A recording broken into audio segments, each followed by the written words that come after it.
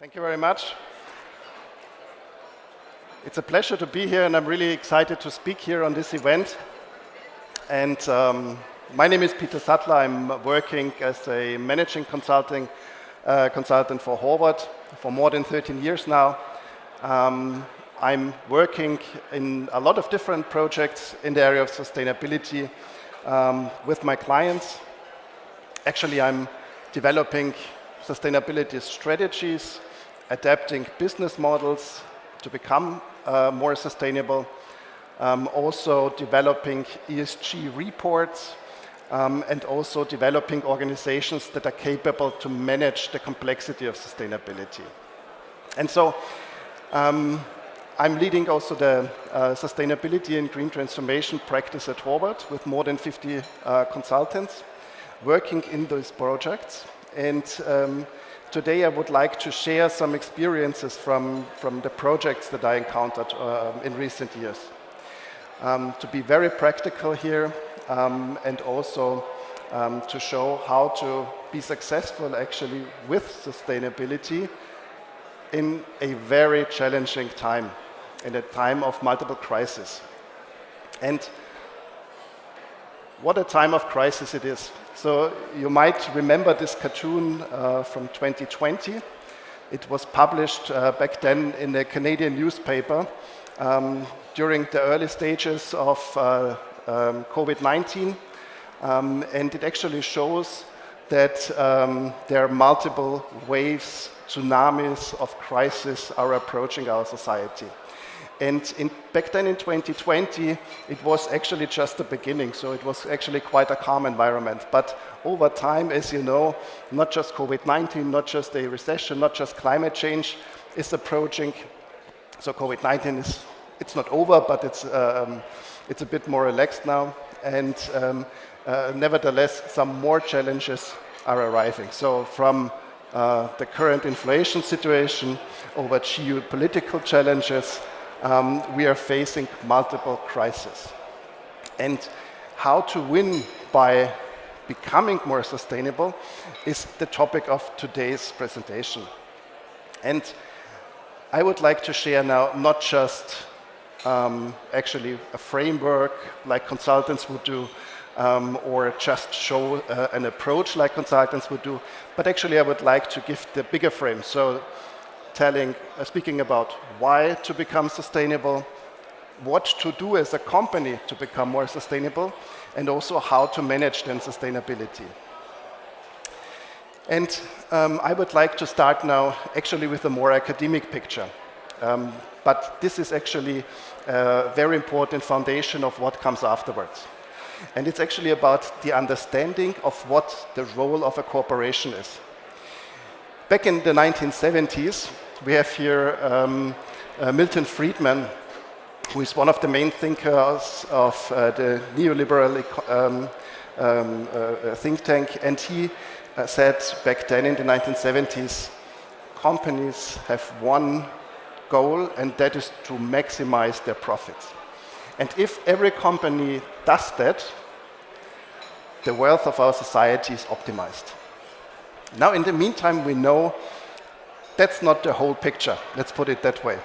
So if everybody's just optimizing profits, companies tend to emit, pollute, do a lot of unsustainable practices that lead to the challenges that we also heard before in other presentations. And now, a more modern version of that is actually presented by Professor Colin Meyer.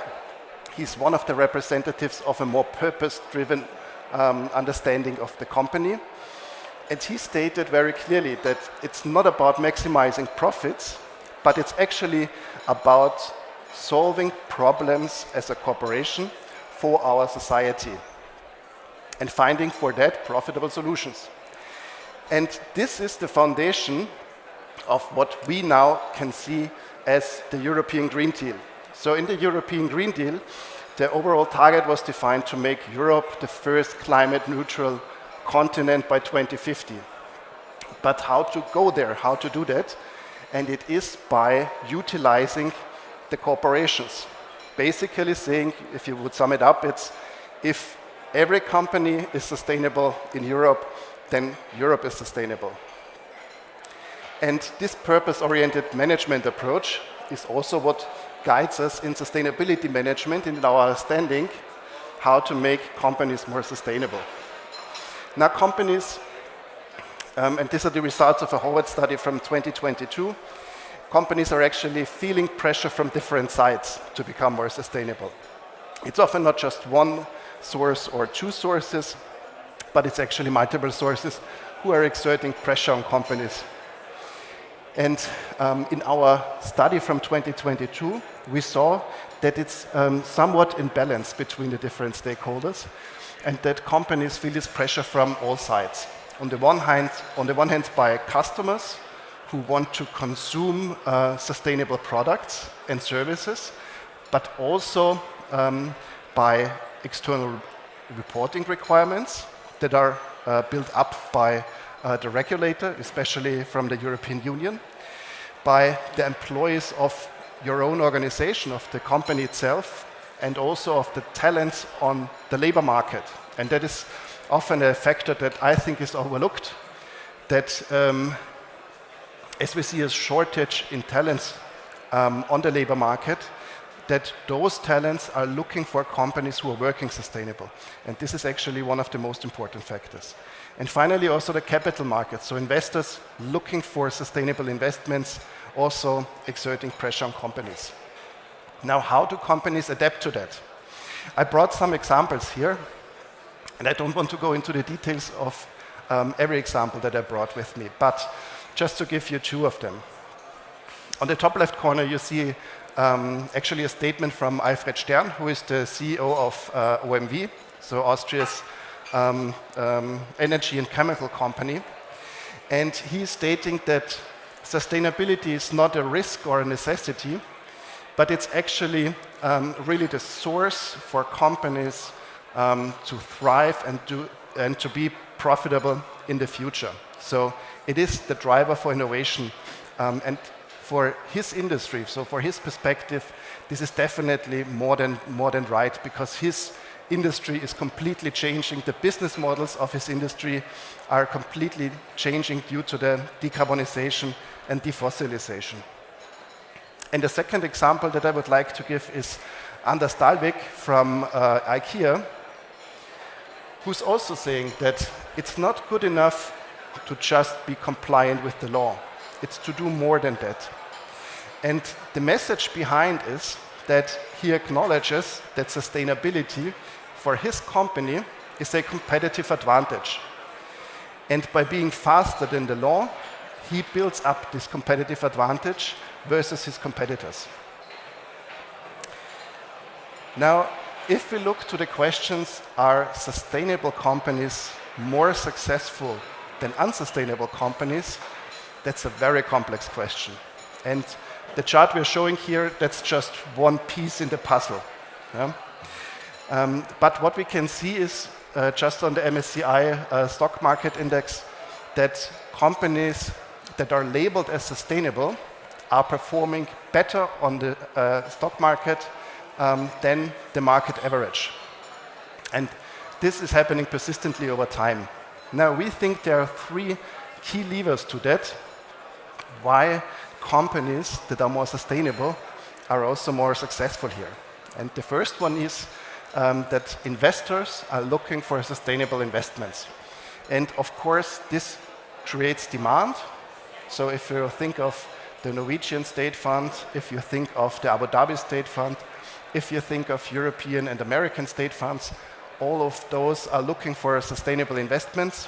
And this, of course, increases the prices of those shares. A second factor is actually that investors are already anticipating that sustainable companies will have lower cost of capital in the future. So if you look at the regulation in Europe, then you can see that especially debt financing will give certain advantages to more sustainable companies.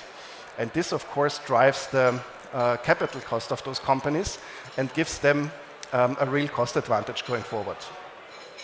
And finally, as a third lever, investors perceive the business models of sustainable companies as more resilient. And there are two factors to that. On the one hand, they're seeing that the business models are already aligned with the future requirements, so it's more or less fit for future, if you'd like. And also, companies that are more sustainable are usually following a more strict risk management governance. And this means that sustainable companies are also managing the risks better, making them also more resilient. Now, where are companies today? So we now saw that there might be some benefits from being more sustainable and how companies are reacting to that. But if we look, so to say, on the market, then we can see that companies are not there yet. So this is another Horváth study from 2022, where we actually asked CXOs about the degree of maturity in terms of sustainability in their companies. And you can see more or less a Gaussian distribution between companies who are still at the very beginning, so who are just starting to baseline their company to understand what sustainability means. Then you have a big bulk of companies who are somewhere in the middle, already working on sustainability, and only some companies who deem themselves as already mastering sustainability. And this is also what I can see in my everyday meetings with companies and corporations, actually, that companies are in a lot of struggle when it comes to advancing in the topic. Now, the first step for companies is actually to define their strategic ambition in terms of sustainability. So, depending then on the industry, on the business model, on certain other factors, companies need to make themselves aware, is sustainability a strategic factor to them? Is it a competitive advantage? Then they are on the right. That's, for example, what OMV did, or what also IKEA has chosen to be. But then there are companies who say, well, sustainability is there, yes, and we need to report and we need to comply, but we want to do it on a most efficient way, but we don't change as a company. Now, you can think of your company, whether you're left or right, but this is an important exercise at the beginning of any journey, because it will determine how many resources you need to allocate to this topic, and also how big this topic for a company will be in the end. Giving one example is decarbonization. So the left side of the slide before, the minimalists and conformists, they are only optimizing. So they are adjusting what they already have, but they are not really advancing or changing who they are. And on the other hand, the companies on the right-hand side, they are really changing their business model and also changing their business portfolio even to become decarbonized. Moving on, in terms of ESG reporting requirements, we already heard before about SFDR, about EU taxonomy, about CSRD, CSDDD, and you name it. So a lot of regulatory frameworks that are relevant to companies. And I've supported many clients actually in understanding what EU taxonomy or CSRD means, doing fit gap analysis with them, and also ensuring that they have the capabilities to report the non-financial required data then going forward. And this chart shall give just one idea away. You can basically see that EU taxonomy is introduced over time. So just a few weeks ago, over Easter, the technical screening criteria for environmental objectives 3 to 6, that's now a very technical term, have been published by the European Union. And you can see that every year there is actually one additional layer. So the ESG reporting gets more and more complex every year. And companies now need to decide when to start with it. Because CSRD, for example, is already clearly defined. So you know what you need to report, or at least you can look it up. The same for EU taxonomy now. And our recommendation now is always to start early, because otherwise you're not doing this step up every year, but instead you will stand before a wall of legal requirements that you need to comply with from one second to another. One last slide, one last idea. The journey to become sustainable always looks a bit different. It's always about defining a strategy, about complying with ESG requirements, and also building the capabilities in the organization. Some companies start earlier, some companies start later, some are faster, some are slower, but the journey always looks the same.